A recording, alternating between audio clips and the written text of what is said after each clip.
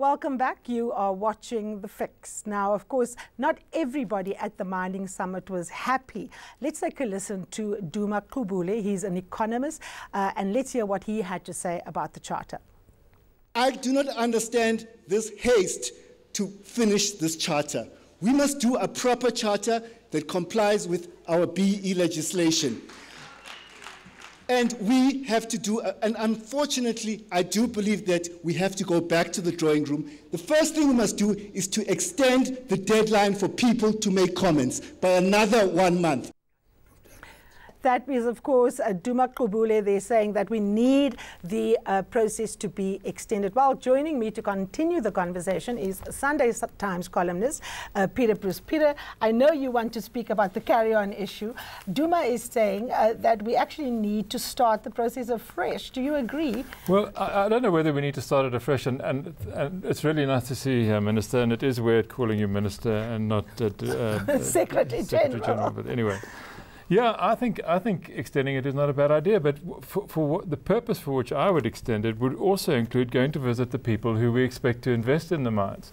Let's go overseas and go and speak to some investors, because the money going into our mines, if you wanted to dig a new mine, Minister, now, if you wanted to dig a new shaft or whatever the terminology is, you're probably talking of around about $5 billion, right? I mean, to start a new deep level, $5–6 billion, which is an enormous amount of money, and that money is going to come from overseas. It's not going to come from South Africa. And it's going to be the savings of Mexican teachers and Singaporean dentists and German coal miners. Their pensions are going in. Why should they give 10% of their money away free? The biggest investor in mining is BIC. It's not overseas money. That is the biggest single corporate investor in mining. Now, you can take ITC, add to that. They are making a big contribution. So I think this thing of counterposing overseas investors and local investors is actually mischievous and dangerous. We must talk about a mine. Exxaro has just opened a mine which is worth 3.3 billion rand in Belfast. Sasol has just opened a mine last week in Secunda, 5.6 billion. And they're continuing to do so. All I'm saying is that when they put that 5.6 billion in that mine, the people who will convert that investment into wealth is the worker who goes and give up his chest to dust, who drills, who actually with the accidents that we're seeing in the industry, they put down their life. So you cannot say they are not important, they must be ignored. No, I'm sure I didn't say that. Anyway, yes. What I was saying is that recognize their contribution, make them part of the family, make them committed, make them feel wanted, make them feel home in the mine they're working for. That's all we're saying. Look, it's a common practice, and in fact, Germany, as you will know very well, has by law unions sitting on the boards of every one of its companies. You cannot run a company in Germany without called co-determination. Mitbestimmung, co-determination. We ignore that here, and in a way, asking for 5% to go to the workers is quite conservative. We might even go for more, but you still got to get to the point where you have to convince an investor that that the return that they're going to make on their money in a South African mine is going to be worth it. Yes. You see, I am talking about mining every day today because I looked at the last quarter's report that the production has declined by 2.2% overall, mining production. And that decline is led by 16% decline in gold. You can break the sectors down. And I'm saying that is not an issue of a miner or a mine worker. It is an issue of management and efficiency thereof, modernizing management systems in South African mines. Stop the hierarchical management system where it is command and control. It doesn't work in modern business. And to me, we should modernize mining.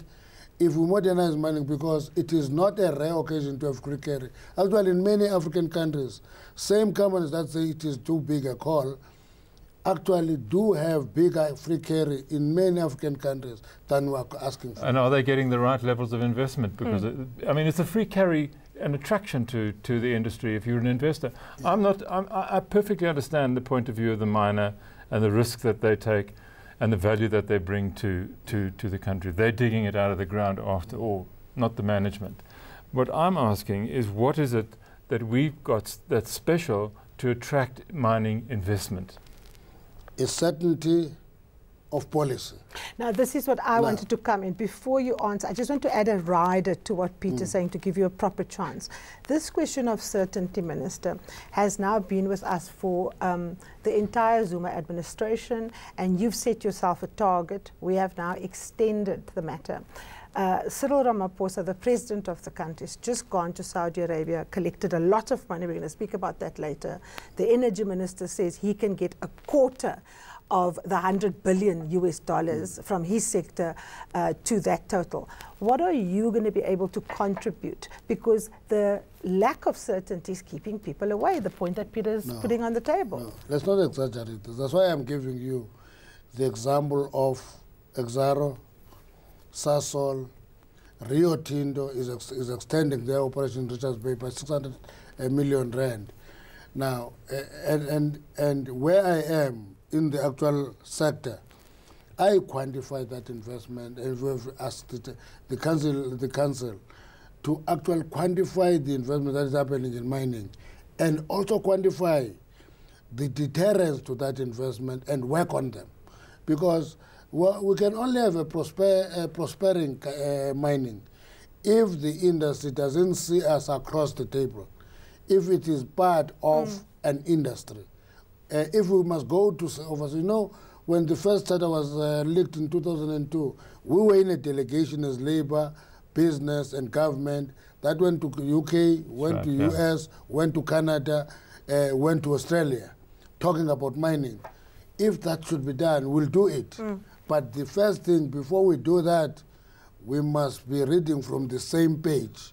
It will not help the investors if we go there and then we say 5% free carry. The chamber stand up in the UK and say, we don't want this. Actually, what is going to deter investment in South Africa is the ability and the ease with which we talk ourselves down and talk negatively about our sector. The more we're positive about our sector and we put our shoulders on the wheels of the sector together, all of us, the better it will perform.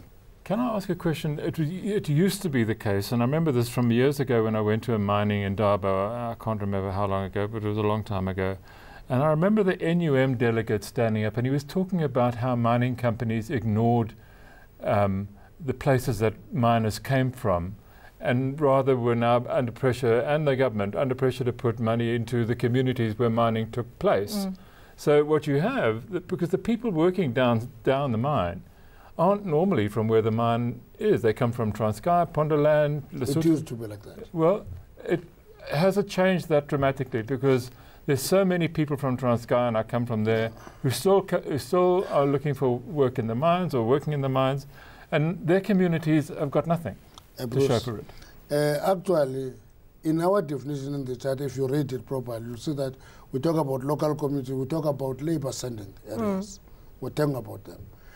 But the difference is labor sending areas must be looked into for development. But communities where they are exposed to the dust, the pollution, and the scars that are on their land must get some recognition for that. It is those communities that burn tires at the end of mines who must coexist with those mines where they are. But obviously, Minister, it's not an either or. I mean, both communities must be developed, those where the mines are physically located, and also the point that Peter is making about where these miners are coming from. But one of the things that, of course, is particularly concerning is the continuous deaths of miners. In the last couple of months, we've just seen this escalation, particularly at Sibanya. I mean, out of the 45 deaths, we've had 20 coming from that one mine. 21. Let's just have a listen quickly, Minister, to where we are on that matter, and then we can talk about what you want all the stakeholders to be doing. The question, comrade, of Safety is another major issue. Up to now, mining has killed 45 workers, 45 fatalities, which is pointing an upward trend compared to what happened over the past 10 years with a spike in 2017. And when we were in the last disaster, COSATU, Comrade Tumu, made a point that let's close all the mines, Gasbay. Must just close them. And I said to them, no, comrade, we can do that. Law gave us the power to close all of them. Yeah? Section 54 for inspection, Section 47, we can take the license. But I said to them, if that is the only solution that COSATU has, it must go back to the drawing boards, because the following week we'll be in the same talk show talking about jobs that have gone down with the closure of those mines. We're inviting the union to come with ideas, comrade. The union must bring ideas on the issue of fatalities in the industry, think them through, and advise and work with us to reduce those numbers. Sibanye has killed, out of that 45, Comrade Marcel, 20 are from Sibanye. Now, Minister, you've said the number's actually not 45, it's higher. Yes. But you've put the challenge From that date to now. Yeah, you've put the challenge to the unions. But what about mining companies? Surely they too are responsible. No. I was talking in a conference of a union. Now, I can't talk to the mine bosses in a union conference. Okay, I talk to the union. That union must come. The reason that I'm putting that point is that I don't know if you know that in the rights that accrue to workers, there's a right to refuse to enter dangerous work. There's a right to participate. There's a right to information. I remember you speaking about this. There's a right to actually be involved. It's in the law. Now, and I'm saying only when unions are strong and organized can those rights be exercised by workers. So are you saying, Now, Minister, that they can actually say, if it's dangerous, we're not going, and yes, they're not doing that law frequently? law allows them to do so. Let me give you an example. In the Kloof disaster, which killed 5 workers, they will enter into a closed area. A safety steward said it is too hot here and turn around with 2 workers. Those 3 workers in that crew are still alive. So that tells you what can happen when workers exercise their right. I'm starting from there. Number 2, I'm saying the mining industry must take a bigger responsibility. That is our next major campaign now, to deal with safety. But when you say close all the mines, I said to some of my comrades who were raising them, close these mines. I said, you know, in 1986, Kindos killed 177 workers in one day. And the few years down the line, Valdez killed 104 in one accident. Those mines are all still operational today. It's still operational. Now, and I was saying to them, let's deal with safety, but when you deal with safety, don't be emotional, because you may actually drift the industry into a bigger disaster. And we're going to have that meeting with the industry unions and employers under one roof and talk about safety in the mines. It's not, that's why we call it health and safety, because it is not only the fatalities at work, it is also the death as a result of diseases in the long term. Yeah. No, look, I mean, you know, mining is part of South Africa's tragedy, and it's part of our future as well, and as part of our future prosperity. What I just hope that you get it right, you know, that we're able to persuade mining companies that it is worth it bringing the workers in as shareholders, that it is worth it bringing the communities in as shareholders, and that the community will see the value of the mine as something positive to be taken care of and looked after, because what we want here is a settled economy, and as you said, we want to calm down and we want to be inclusive and we want everybody to have a stake in it, right? But you've still got to persuade, you still have to persuade, and it's not the PRC, you've got to persuade teachers in Vancouver and, as I said, dentists in New Zealand, that South Africa is a good place to put their pensions and their savings in. That's your job as the minister, not mine or anybody else's. And it's a hard one to do. It's my job, it's the job of the mine owners who must attract those investments. No investor will invest in TMR. Investors will invest in the companies, in the industry. We must go together and talk to investors. It makes more sense when we're together sharing the same notes, talking to investors from the same side. All right, Minister, we're running out of time. Thank you so very much for joining us here on The Fix. As always, a pleasure to engage with us. Up next, the week ahead.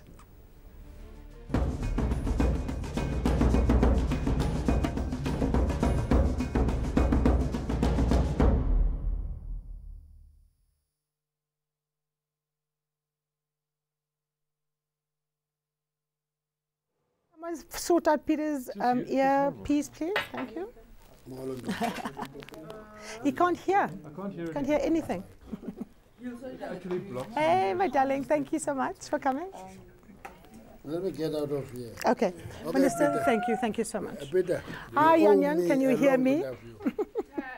If I have I've got no I can hear you, Karima, but the rest of the sound is on and off. Okay, guys, did you hear that? What? The rest of the sound is on and off, he says. Okay. Tito, pronunciation on your surname.